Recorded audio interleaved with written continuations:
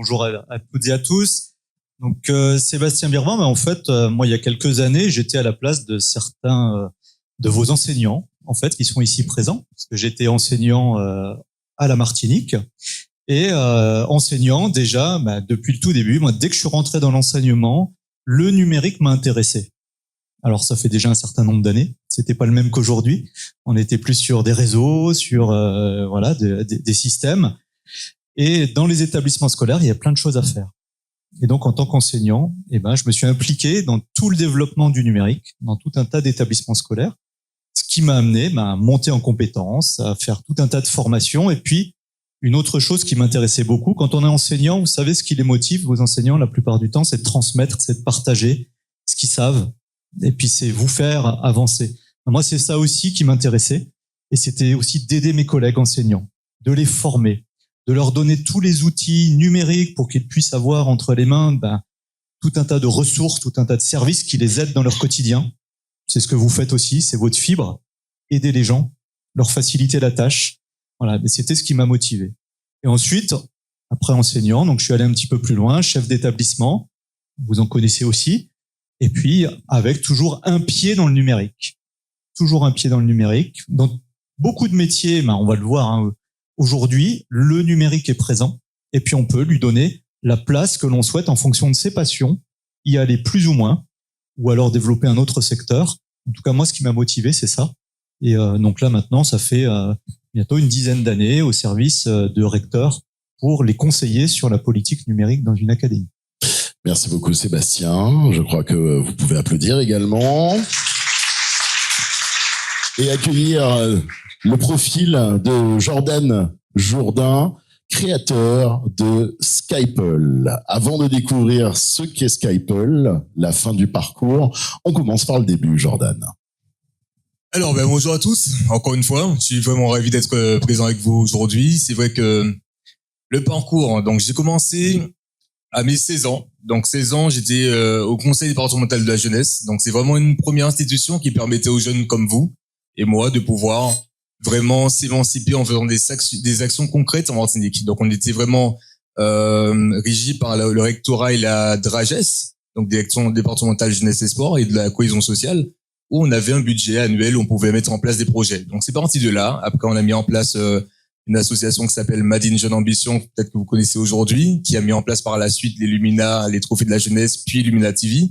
Donc c'est vraiment de par cette petite découverte à côté des études que j'ai pu commencer à mener des projets, commencer à m'intéresser à l'entrepreneuriat. Et bien sûr, une génération qui connaît l'évolution entre les premiers iPods, la découverte du premier iPhone. Enfin, on a vraiment connu cette transition digitale forte, cette transition d'innovation avec l'arrivée d'Internet, etc. J'ai toujours été un petit peu technophile, donc dans tout ce que j'ai pu entreprendre, évoluer. Enfin, moi, j'ai terminé mes études en bachelor en responsable développement commercial. Et avant même de finir les études, j'avais déjà monté mes premières boîtes pour que je puisse m'insérer un peu plus dans le process de pouvoir être entrepreneur.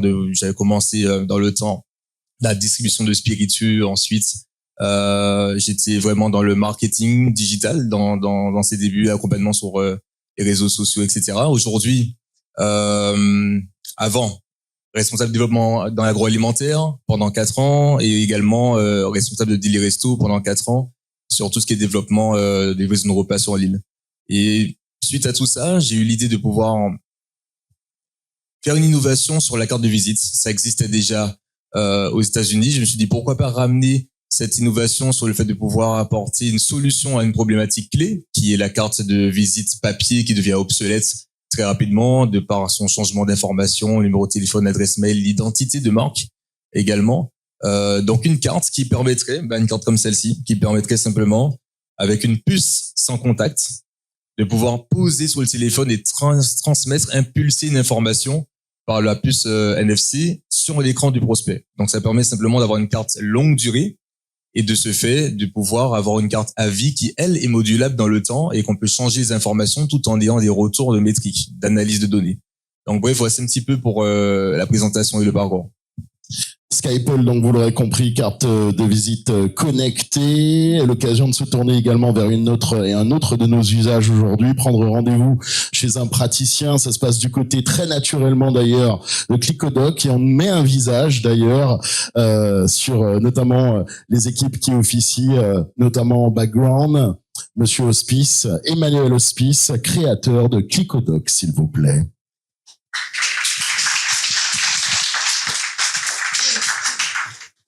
Alors, bonjour à tous. Désolé pour le retard, j'étais un petit peu à la bourre. Donc, enchanté, content d'être là. J'espère que vous avez des questions. Bon, après, moi, je vais essayer de faire un cours sur mon parcours.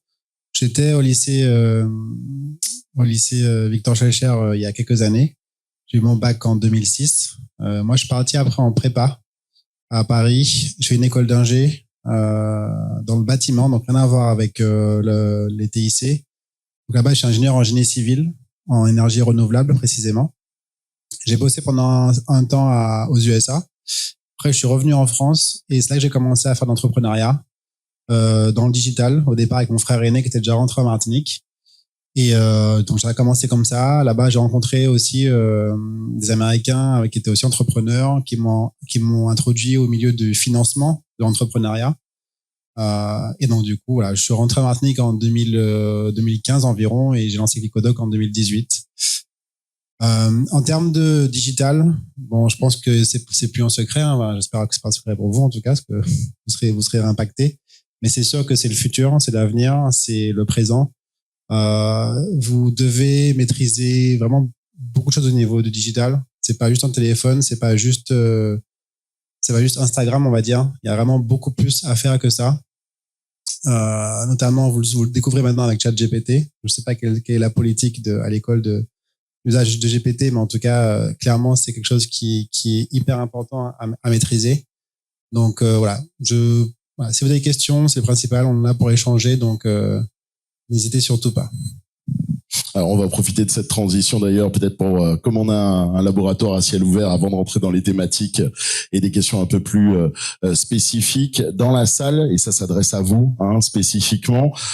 Combien d'entre vous ont déjà trouvé le métier qu'ils veulent faire plus tard? Vous levez juste la main pour vous matérialiser. Combien d'entre vous ont déjà le métier de demain qu'ils veulent faire, ont déjà choisi, entre guillemets, dessiner une voie? Ok. Combien d'entre vous pensent qu'ils travailleront avec le numérique?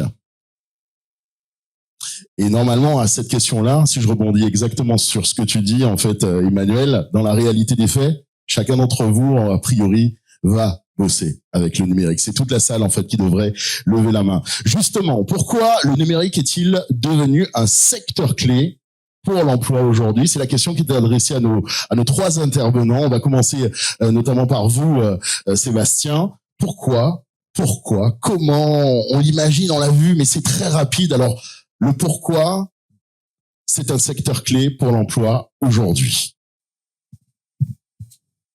Alors, c'est une grande question. Donc, pourquoi le numérique est un secteur clé? Comme vous l'avez dit tout à l'heure, le numérique irrigue l'ensemble de la société. Déjà, l'ensemble de la société, il est dans vos usages, dans nos usages à tous, quotidiens. On ne se rend même plus compte, sauf quand on regarde un petit peu le temps d'écran que l'on a passé par jour. C'est là qu'on commence à s'en rendre compte. Mais il devient évidemment incontournable dans la vie de tous. Jusqu'à même chercher à, de plus en plus, essayer de s'en extraire. Essayer, de travailler sans le numérique, parce qu'on sait que le numérique peut avoir de très bons côtés, mais aussi des côtés plus addictifs ou des petits pièges. On parlait tout à l'heure de ChatGPT, notamment. Je vais pas rentrer tout de suite dans le sujet, mais ça peut être très piégeant pour des étudiants de votre âge. Donc c'est un enjeu parce que c'est dans la société. C'est un enjeu aussi parce que, on a dit tout à l'heure, il y a des métiers du numérique, mais tous les métiers quasiment utiliseront le numérique. Un agriculteur utilise le numérique. Un artisan utilise le numérique. Même si ce n'est pas pour produire, c'est pour vendre. C'est pour entrer en contact avec ses clients, etc. Donc, l'enjeu, il est là parce que tous les métiers vont l'utiliser. Et puis, c'est aussi important que, pour nous, en tout cas, l'école s'y adapte, parce que l'évolution est très, très rapide. Elle est de plus en plus rapide. On sait que l'école, c'est long, généralement, à s'adapter.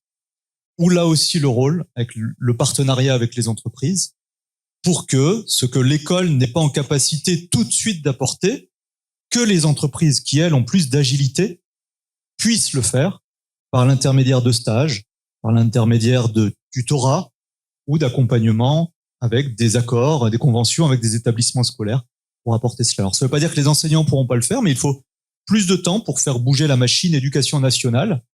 Et donc, il y a aussi des enjeux au niveau des relations que l'on a avec les entreprises et le tissu de la société. Un complément d'information, un petit rebond également sur la même question du côté d'Emmanuel ou Jordan, potentiellement en quoi, par exemple, toi, à tes yeux, Jordan, ou tiens, Emmanuel, même si tu viens déjà de le justifier, en réalité, juste un complément autour de cette nécessité, ce poste clé en fait que représente aujourd'hui le numérique dans nos activités. Emmanuel. En fait, du coup, parmi vous, est-ce qu'il y en a qui travaillent sur ordinateur? Parce que vous notez toujours vos cours sur papier. Ce sont des étudiants en informatique. Donc, on va avoir des questions à viser. Commerce technique, ok. Vous travaillez donc tous sur ordinateur, de toute façon, d'une manière ou d'une autre. Oui. Je cherche le chef de meute. Il y en a parmi vous. Il y en a parmi vous qui codent un peu.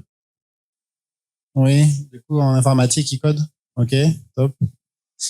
En fait, il faut que vous compreniez que, en tous les cas, dans votre futur, donc dans 5 ans, ça va tellement vite que nous-mêmes, on ne peut pas vraiment vous prédire ce qui va se passer. Je ne sais pas si vous avez vu la dernière conférence de Facebook où il a introduit les lunettes réalité virtuelle. Je ne sais pas si vous l'avez vu. Si vous ne l'avez pas vu, je vous recommande de le regarder. Ce sont des lunettes en fait qu'il porte, donc Zuckerberg, où en gros, elles impriment dans le monde réel des informations. Là, je regarde la chaise, je vois que c'est une chaise, je sais pas moi, but, j'en sais rien. Enfin, je peux avoir des infos comme ça en temps réel sur le monde actuel. Ça, c'est sous forme de lunettes. Donc ça, on pensait que ce serait, enfin, c'était déjà disponible en mode casque, mais on s'est dit que ce sera en lunettes dans 10 ans, quoi. Là, c'est en lunettes maintenant. Ça va tellement vite que si vous n'êtes pas déjà dans une dynamique de comprendre les enjeux du numérique, c'est sûr que vous serez en galère. Donc, en fait, pour voir la question, enfin, je veux dire, en fait, c'est même pas une question en réalité. C'est qu'en fait, le numérique, c'est la base aujourd'hui et que vous devez l'intégrer, l'utiliser, et pas juste pour le côté divertissement que ça représente, mais aussi pour le côté compréhension du fonctionnement de toutes les plateformes que vous utilisez. Donc, en fait, vraiment savoir comment fonctionne Insta, TikTok, etc. Pourquoi ça fonctionne comme ça? C'est quoi un algorithme? Pourquoi? Enfin bon, ces choses-là, ce sont vraiment des questions qui sont hyper importantes à mon avis pour vous, votre avenir, votre culture personnelle, mais aussi pour votre futur professionnel. Est-ce qu'on a une idée des métiers qui recrutent le plus en Martinique actuellement dans cette dynamique un peu numérique? Est-ce que l'un de vous a cette analyse ou potentiellement s'identifie? Alors du coup, j'ai pas les chiffres, mais je vais essayer d'être un peu plus large que ça, parce qu'il n'y a pas que la Martinique. Je vous invite aussi à ouvrir vos horizons. Mais en fait, les métiers qui recrutent énormément, c'est en tant que codeur, vous trouvez du travail dans le monde entier. Vous pouvez travailler aussi en freelance. Donc moi, j'ai pas mal de potes qui codent, qui bossent chez eux. Donc s'ils veulent, ils peuvent voyager pendant 6 mois. Ils bossent en même temps, mais ils voyagent. Donc, ce sont des métiers qui sont aussi hyper adaptables à différents styles de vie. Coder, du design, de l'IA, évidemment, de plus en plus. Donc, apprendre à maîtriser les langages d'IA, à faire de la recherche en IA, ça, ce sont des choses qui peuvent vraiment, qui recrutent et qui recruteront de plus en plus. Je sais pas si vous avez des chiffres plus précis, mais bon. Tu as des idées de métiers qui te reviennent aussi, parce que du coup, ça nous permet aussi d'adapter à cette notion comme tu disais, Emmanuel, ça va super vite. On parlait déjà il y a quelques années de digital nomade, mais de pouvoir en fait travailler n'importe où par rapport à son outil informatique ou travailler sur le numérique. C'est des métiers qui font rêver en général et il faut s'imaginer aussi peut-être, vous en tant que Martiniquais, si votre destination c'est le Brésil ou peu importe, pour pouvoir travailler à un endroit où simplement vous avez une connexion Internet pour pouvoir transmettre ce que vous avez à rendre comme travail. Tu penses à d'autres métiers, Jordan ? Alors, pour ajouter un peu à ce que a introduit Emmanuel au niveau des métiers, c'est sûr que analyste de data, aujourd'hui, la donnée, qu'est-ce qu'on en récolte de la donnée avec l'informatique, avec tout ce qu'est l'intelligence artificielle, les logiciels en général, et on ressort énormément d'informations et il faut pouvoir les traiter, ces informations. Donc, certes, on a beaucoup de logiciels, de sites, d'outils qui nous permettent d'en récolter, mais qu'est-ce qu'on en fait ? Il est important aujourd'hui de pouvoir être celui qui a l'œil sur le fait d'analyser ces données, de pouvoir les rendre fluides, compréhensibles auprès de la structure pour laquelle vous travaillez, sur les tendances, la direction dans laquelle cette structure doit se tourner, parce que il y a des indicateurs clés. Aujourd'hui, l'information, c'est le pouvoir. Aujourd'hui, on a la chance tous d'avoir le pouvoir entre les mains, de pouvoir avoir plusieurs sources de par Internet. Et il n'est pas sans savoir, enfin, pour revenir un petit peu en arrière, Internet, c'est 98. On a l'impression que ça fait des années, mais on est des bébés, en fait, dans ce monde d'innovation. Ça fait, on n'est pas sur 40 ans de développement. On est sur moins de 30 ans de développement sur l'innovation, sur l'arrivée et les débuts d'Internet. Donc, quand on voit la pénétration de ChatGPT dans nos vies, tout ce qui est intelligence artificielle, on se dit, bon, là, ça apparaît, peut-être que dans 5-10 ans, ça va vraiment éclater, alors que, en réalité, c'est tous les 6 mois qu'on a une énorme avancée technologique avec l'intelligence artificielle. ChatGPT est sorti quand il y a 2 ans et demi, à peu près. La version publique, en tout cas. Et là, regardez, on est passé sur une version déjà beaucoup plus améliorée. Est-ce que vous avez connu la version, par exemple, avec la voix interactive que vous pouvez discuter en instantané avec ChatGPT? Est-ce que certains d'entre vous ont déjà connu cette partie-là, cette version-là? Oui. Il n'y a pas si longtemps que ça. On a vraiment une version maintenant qui permet de discuter en instantané avec l'IA, qui va rebondir, qui va mémoriser vos discussions et pouvoir vous aider, vous coacher, vous accompagner dans tout le domaine de votre vie. Et c'est pour ça qu'on vous dit aujourd'hui que on peut pas travailler sans l'innovation et sans avoir un regard sur l'innovation. C'est que tout ce qu'on a aujourd'hui sera obsolète dans moins d'1 an. Clairement. C'est comme si on passait de l'iPhone 6 à l'iPhone 14 Pro Max, sauf que là, on est sur des tranches, de ma vision en tout cas, sur des tranches de période de, allez, 1 an. On sait très bien que l'humanoïde qui est commercialisé en grand public, là, début d'année ou décembre 2025, on est sur le grand marché des humanoïdes intégrés avec l'IA. Il y a pas mal de choses qui se passent. Donc, l'important pour vous, en tant que jeune, en tant que ressource martiniquaise surtout, de pouvoir s'émanciper, de pouvoir découvrir, chercher, se former. Vous avez beaucoup de possibilités de vous former pour avoir beaucoup plus d'acquis. Et comme disait Emmanuel, même pouvoir aller au-delà de la Martinique pour ramener des éléments ici, pour repartir, vous développer. Enfin, la réalité, à partir du moment que vous êtes martiniquais avec une envie de pouvoir transmettre, si vous créez de la valeur ici, tant mieux. Si vous cherchez à créer de la valeur ailleurs pour revenir après, tant mieux aussi. Donc, en tout cas, je vous souhaite un bon succès à ce niveau-là, mais ne cessez pas de chercher à pousser vos limites. On va rebondir sur cette partie un peu opportunité que tu commences décidément. Je pense que c'est la clim. Mais j'aurais codé ma voix en IA. A priori, j'aurais pu rester tranquillement assis également avec vous. Moi, dans mon métier, ça impacte d'ailleurs déjà les voix off, le doublage, etc. Et j'y suis très sensible à cette question, notamment de l'IA, que tout le monde se pose. Est-ce que on va être complètement remplacé? Qu'est-ce que ça va avoir comme impact? On y arrive dans un petit instant, mais restons dans les opportunités. Aujourd'hui, et tu commençais un petit peu à l'aborder, Jordan, le micro circule entre vous librement dans 4 à 5 minutes maximum.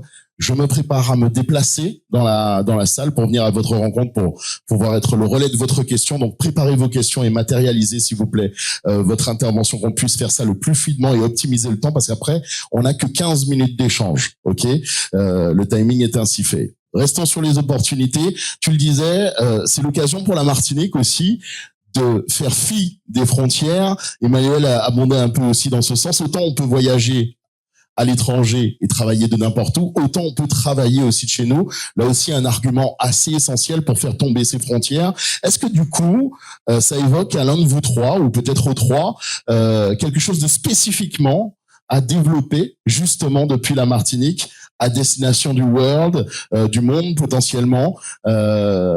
Emmanuel prend la parole sur ce sujet. Ouais, merci, parce que du coup, c'est un sujet, un projet que monte pas mal ici l'industrie culturelle et créative, parce que c'est vrai qu'il y a un vrai besoin. Alors pareil, dans les métiers aussi à venir, il y a beaucoup de travail dans tout ce qui est effets visuels, etc., effets 3D. Il y a une école ici que vous connaissez peut-être, ça s'appelle Parallèle 14, qui forme du coup les élèves dans ce domaine. Et il y a beaucoup de demandes qui viennent de l'Amérique du Nord, donc US et Canada. Et les créateurs français sont reconnus pour leur qualité, pour leurs compétences, pour ce qu'ils produisent en termes de visuel et en termes de graphisme. Sauf qu'avec l'Hexagone, il y a un décalage horaire de 5 ou 6 heures, voire plus quand on est avec LA, où c'est à 3 heures de plus.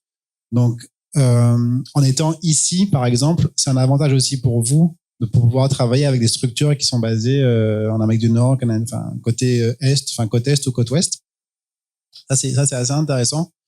Donc du coup, voilà, si on est intéressé, je vous invite à creuser Parallèle 14 pour votre post-lycée, même s'ils font des stages aussi pendant les vacances pour que vous puissiez découvrir un petit peu le domaine de la 3D. Autre métier aussi, je pense, qui est important et qui donne pas mal d'opportunités de voyage ou de rester ici, mais bosser pour des boîtes qui sont un peu partout dans le monde, c'est tout ce qui concerne la présence en ligne. Donc la création de sites, ça c'est assez ancien, bon, c'est toujours le cas, on a toujours besoin de créer des sites, mais tout ce qui est vraiment l'optimisation de la présence en ligne, donc tout ce qui est SEO. Donc le SEO, si vous ne savez pas ce que c'est Search Engine Optimization, donc c'est pour pouvoir être mieux placé sur Google, en gros. Le SEA, c'est pareil, mais c'est payant. Et maintenant, ce qu'on appelle la même chose, mais pour les réseaux sociaux. Donc gérer sa pub sur les réseaux sociaux. Donc, ce sont des métiers qui demandent des compétences qui sont pas non plus hyper complexes à obtenir, mais qui sont hyper valorisés et dont il y a un vrai besoin. On va se tourner vers l'académie parce que forcément, qui dit ses besoins, ses métiers, ses formations, cet aspect de plus en plus professionnel, la rigueur aussi. Justement, comment, du côté de l'académie, vous aussi avec votre position, Sébastien, vous voyez évoluer les choses en termes de formation, en termes de complément d'information, en termes de futurs métiers proposés en fait en termes de cursus aussi chez vous? Alors, on essaye de s'adapter. On essaie de s'adapter, comme je le disais tout à l'heure, parfois trop lentement. Voilà, il faut le temps de faire bouger le système, mais aussi plus rapidement. On voit en Martinique, par exemple, avec la Covid, il y a eu des besoins qui ont émergé et il y a eu une réactivité pour pouvoir monter quelques diplômes, Ciel notamment, la transformation d'un autre diplôme, ou alors une année complémentaire au bac aussi, parce qu'on avait besoin de techniciens informatiques. Donc, on essaye de s'adapter aux besoins aussi du local. Moi, j'aimerais aussi dire qu'en fait, ce que vous disiez tout à l'heure, oui, il faut avoir de l'ambition. Le côté formation informelle, personnelle est hyper important. Faut pas attendre tout des enseignants. Faut pas attendre tout de l'école. C'est pas parce que l'école ne vous l'a pas demandé qu'il n'y a pas un créneau à trouver et pour lequel il ne faut pas se former tous les jours. Ça, c'est très important. Voilà. Donc ça, il faut vraiment le comprendre, que cette partie-là, et dans le numérique, vous avez un gros avantage là-dessus, c'est qu'en fait, la plupart du temps, vous vous formez, mais vous vous en rendez même pas compte. Et c'est ça qui est top, quoi. Parce que quand on est passionné, on ne compte pas le temps et on progresse constamment. Donc ça, moi, c'est très important et je pense que au-delà des compétences informatiques, parce que oui, ça vous passionne, vous le travaillez, mais il y a aussi les autres compétences. Si Emmanuel est si bon en codage certainement aujourd'hui, c'est aussi parce qu'il a fait une école d'ingénieur, c'est parce qu'il était bon en maths, c'est parce qu'aussi il a bossé les fondamentaux avant. Il n'est pas concevable de ne pas travailler aussi ces matières fondamentales. Les maths, le français, les sciences, c'est la base. Et à côté, on va travailler ses compétences informatiques et on va essayer aussi d'en développer d'autres. Et là, l'école essaye aussi, via des projets, via des situations pédagogiques, via des partenariats, mais développer toutes ces compétences. Vous en avez certainement parlé ce matin, alors, je ne sais pas si les étudiants étaient là, mais les soft skills. Voilà, toute la partie savoir travailler en équipe, savoir communiquer, savoir partager, savoir avoir de l'empathie pour les autres, etc. Tout ça sont des compétences nouvelles qu'il faut développer. Et il faut le développer, il faut s'en rendre compte. Et les meilleurs dans les domaines seront, la différence, elle se fera surtout là-dessus. Parce que bien codé, certes, ça peut être fait quand on a appris, ça peut être aidé par l'intelligence artificielle aussi maintenant, donc on a des aides, mais toute la partie soft skills, il va falloir, là aussi c'est un autre travail, et plus sur soi. Donc c'est très important aussi de travailler ces aspects-là.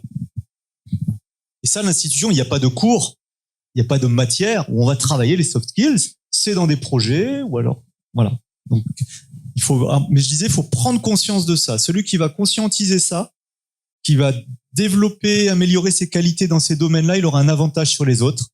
En plus, il aura plus confiance en lui. Et s'il a plus confiance en lui, il ira plus loin.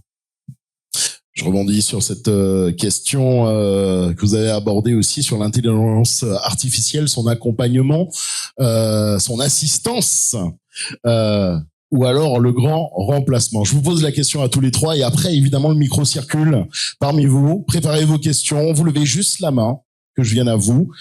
Alors, l'IA, grand remplacement ou pas? Moi, je vais laisser d'abord la parole à Emmanuel mes collègues et après, je et Jordan. s'il le faut.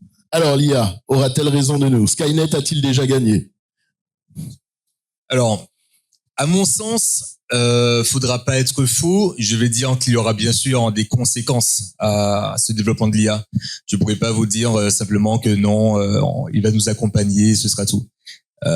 C'est irréversible. C'est comme les métiers précaires qu'on a vu dans les siècles en arrière, qui ont été modifiés, supprimés, avancés, améliorés. Tout est évolution. Maintenant, c'est à vous de simplement vous dire, de par cette évolution de ce que vous constatez, vous observez tous les jours, comment trouver une solution à une problématique. Parce qu'après tout, c'est toujours trouver des solutions à une problématique. Lorsque on avait beaucoup de mal là, dans les métiers difficiles comme ouvrier, où tous les jours, physiquement c'était compliqué, au fur et à mesure, il y a eu les bras robotiques qui ont été mis en place pour accompagner certaines tâches. Maintenant, on arrive presque sur de l'autonomie.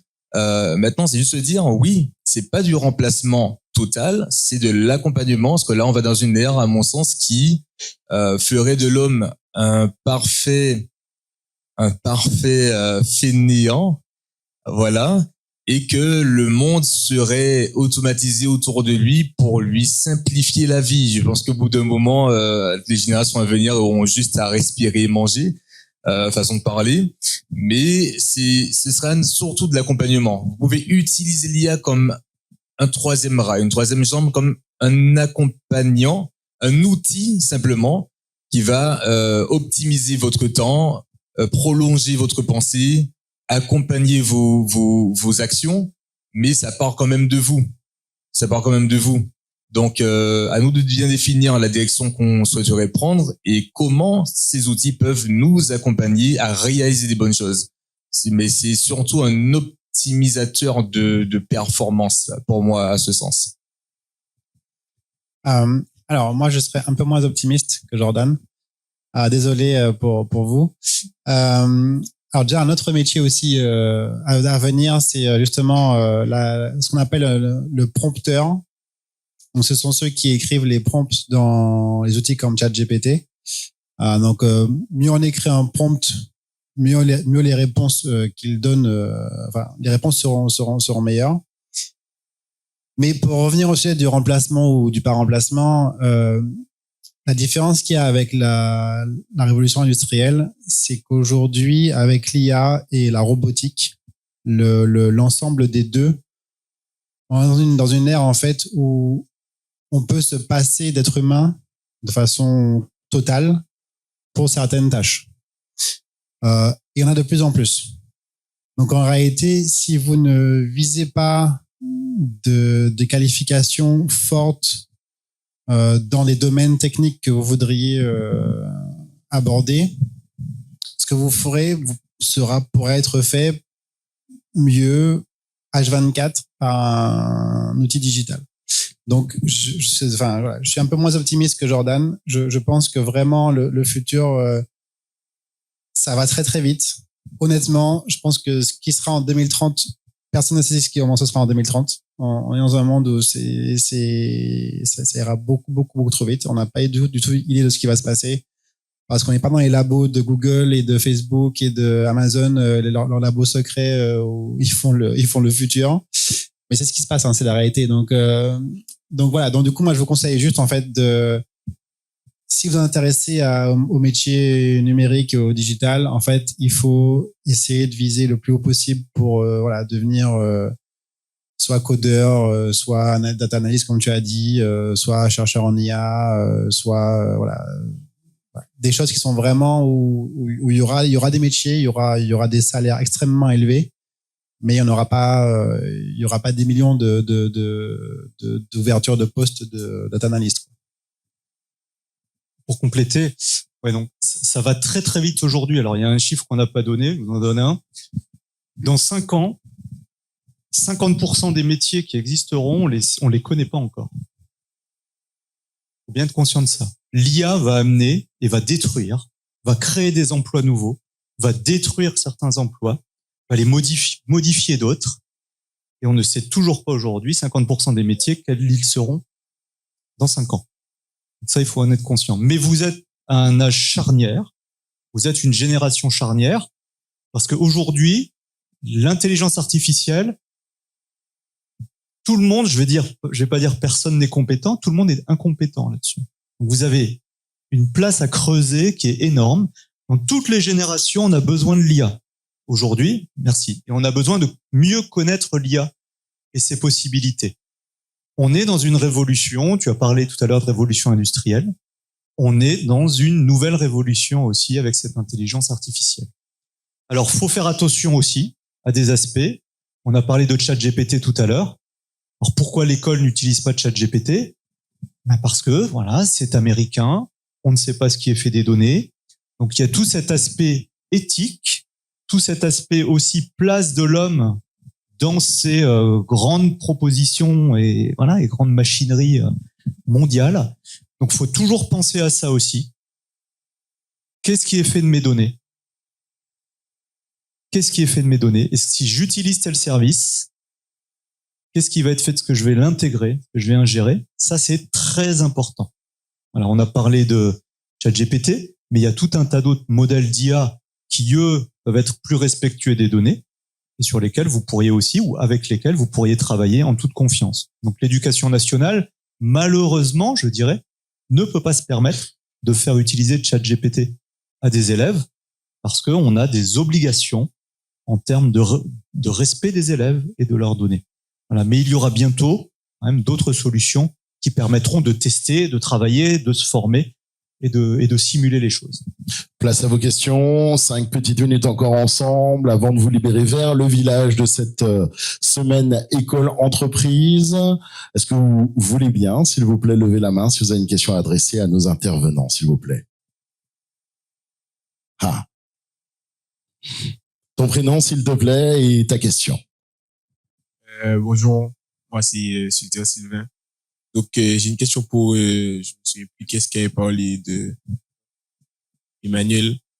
Qu'est-ce qui vous a motivé à revenir en Martinique, sachant que malheureusement, ou je sais pas, aux États-Unis, comme vous avez dit par exemple, on a quand même des avancées technologiques meilleures entre guillemets que ce qu'on a ici. Donc qu'est-ce qui a pu faire que vous avez finalement décidé de revenir?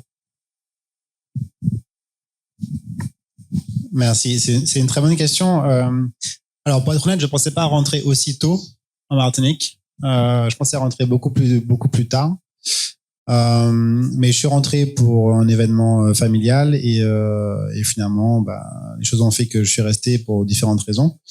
Mais en vrai, mon métier me permet en vrai d'avoir le meilleur des deux mondes. Parce que du coup, moi, je travaille sur ordinateur avec une connexion Internet. Donc, ça m'est déjà arrivé de partir en fait 3 mois, 4 mois et de pouvoir bosser. Donc, de pas avoir de problème en fait à ce niveau-là. Donc, de quand même vivre ici, qui est pour moi une île magnifique et un endroit qui est magnifique et j'adore mon île et vraiment je suis très très bien ici.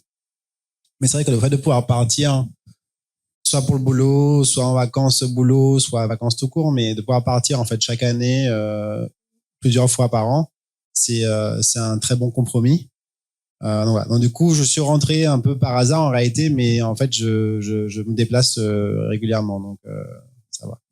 Mais parce que je travaille, enfin mon travail me le permet, parce que je travaille sur ordinateur et que il faut juste avoir Internet. Merci. Une question, on y va rapidement et après on va se diriger vers la conclusion.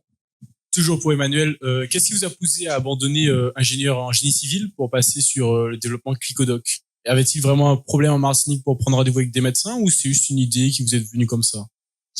Ok, alors pourquoi l'arrêt d'ingénieur en génie civil? C'est pas tellement que j'ai arrêté le métier de génie civil, c'est que c'est plutôt une opportunité en fait, enfin une volonté, une ambition. En tant qu'ingénieur, en général, on a un métier qui est bien payé, qui est tracé, on travaille jusqu'à la retraite, quoi. Moi, c'est pas ce que je voulais tenter. Je voulais tenter de créer ma boîte et de pouvoir en fait prendre ma retraite beaucoup plus jeune que la retraite normale. C'est ce que je vise toujours. C'est 40 ans, l'objectif c'est 40 ans. J'en ai 35, donc il me reste 5 ans. Donc voilà pourquoi j'ai monté ma boîte. Clickodoc, parce que moi, c'est mon père était médecin. Donc c'était en fait lui qui avait un son cabinet qui avait un problème de gestion des rendez-vous, que du coup après j'ai pu tester avec d'autres praticiens et voir que c'était une vraie opportunité. Donc on en a fait un business, mais voilà. Je sais pas si ça répond à la question, mais Une autre question, on se dirige vers la conclusion. Et vous libérez à destination du village. Allez, on va entamer ce petit mot de la fin. C'est vrai que l'IA occupe beaucoup les esprits et j'imagine que vous serez encore disponible le temps de découvrir évidemment ce village, peut-être pour des questions un petit peu plus personnalisées aussi à l'occasion de la rencontre, parce que c'est aussi l'occasion de la rencontre en 3 dimensions pour le coup aujourd'hui sur cet espace des jardins du MEDEF. En conclusion, Emmanuel, dans le temps qui nous est imparti, le petit mot de la fin. Alors, le petit mot de la fin, en conclusion, c'est que j'ai dépeint un avenir un peu négatif, un peu pessimiste, pardon, mais en vrai, je suis très optimiste.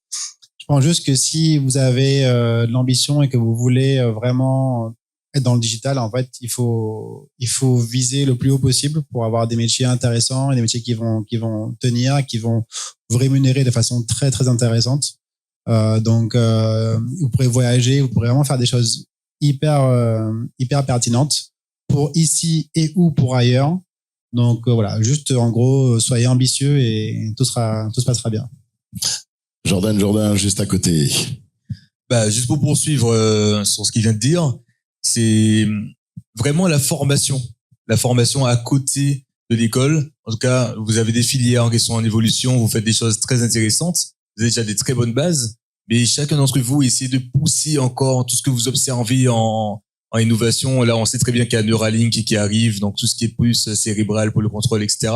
Ça va très très vite. Donc, intéressez-vous davantage encore, formez-vous personnellement, poussez encore les limites, parce qu'en réalité, plus vous allez loin, en allant loin de cette façon-là, c'est là que vous aurez peut-être une mise à niveau sur l'évolution qu'on va voir venir et que vous pourrez réagir en dessus. Donc, en tout cas, c'était un vrai plaisir d'échanger avec vous et on vous souhaite vraiment la réussite dans tous les domaines que vous souhaitez développer. Sébastien Birban, en conclusion. Merci pour cet échange très intéressant, puis pour l'apport que vous donnez à ces étudiants. Tu l'as dit tout à l'heure, Jordan. Moi, je pense qu'il faut vraiment avoir conscience que les outils qui sont à votre disposition aujourd'hui ne doivent pas vous servir à aller au plus facile, mais ils doivent vous servir à pousser, à aller le plus loin possible. Là, ça doit être une aide. C'est pas quelque chose qui remplace pour faire à votre place. Ça, il faut bien en avoir conscience. Donc, utilisez tous ces outils-là, mais toujours pour aller plus loin. Et puis, pas d'inquiétude sur votre avenir. On n'en a pas vu beaucoup tout à l'heure en disant je sais pas encore ce que je vais faire. Mais comme on l'a dit tout à l'heure, on sait pas non plus dans 5 ans ce que ce sera. Donc foncez, formez-vous sur les bases, allez le plus loin possible et vous inquiétez pas. En anglais, c'est vrai qu'on a parlé tout à l'heure des maths, l'anglais aussi évidemment. Et donc travaillez toutes ces bases-là, ayez un socle, intéressez-vous et vous inquiétez pas, votre avenir sera des meilleurs. Merci beaucoup, Sébastien Birban. Je crois que vous pouvez applaudir également le délégué de Région académique en numérique éducatif. Emmanuel Hospice, le créateur de Clickodoc, et Jordan Jourdain, créateur de Skyple, qui a aussi son petit stand d'ailleurs de l'autre côté que je vous invite à découvrir parce qu'être identifiable, mine de rien aussi, c'est très important. L'être rapidement, qu'on puisse cerner aussi les avantages et sinon à très bientôt. Mais en tout cas, une très très bonne semaine à vous. École, entreprise, bonne visite à vous. C'est ainsi que s'achève notre conférence. Ça veut dire 3, 2, 1, levé, Soti, Dortmund Gavin.